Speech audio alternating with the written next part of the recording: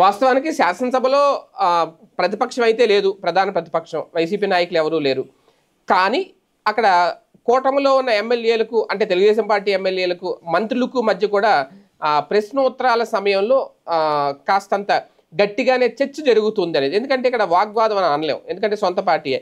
కాకపోతే కొన్ని ప్రశ్నలను కొంచెం గట్టిగానే ప్రశ్నిస్తున్నారు అనేది ఈ నేపథ్యంలోనే టీడీపీ ఎమ్మెల్యే కోన రవికుమార్ అసెంబ్లీలో ఆయన ప్రశ్నించిన ప్రశ్నలు, అది కూడా మంత్రి నారాయణ గారు సమాధానం చెప్తున్న నేపథ్యంలో ఒకే ప్రశ్న పదే పదే ప్రశ్నించారట.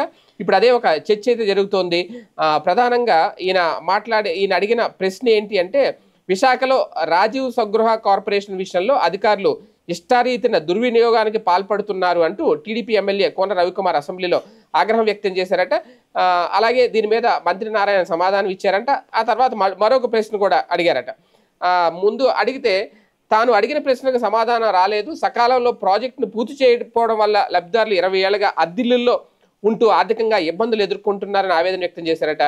ఈ సందర్భంగా ప్రభుత్వం లబ్ధిదారులకు ఎప్పట్లోగా న్యాయం చేస్తుందో చెప్పాలి అని కూడా ఎమ్మెల్యే కోన రవికుమార్ ప్రశ్నించారట. ఇప్పుడు అంటే ఇందులో ప్రధానంగా కార్పొరేషన్ వాళ్ళు బ్యాంకు నుంచి 1000 కోట్లు అప్పు తీసుకొచ్చారు, అయితే ఆ డబ్బు ఎక్కడుంది, ఏం చేశారని అడిగారట. ఆ తర్వాత రాష్ట్రంలో రాజీవ్ స్వగృహాలోని 10 ప్రాజెక్టులను కలిపి కేటాయించింది మొత్తం 570 ఎకరాలని.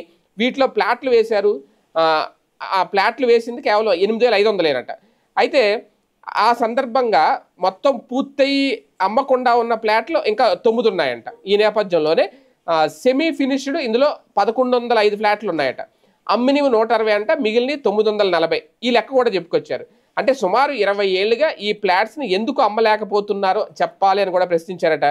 రాజీవ్ స్వగృహాలు పనిచేస్తున్న 70 మంది ఉద్యోగులకు ఇది కల్పతరువు అనేది. అయితే ఇక్కడ ప్రధానంగా ఏంటి అంటే, ఈయన ప్రశ్నించినప్పుడు అట్నుంచి సమాధానం అయితే రాలేదు. ఈ నేపథ్యంలోనే డిప్యూటీ స్పీకర్ రఘురామకృష్ణరాజు గారు స్పందించారు.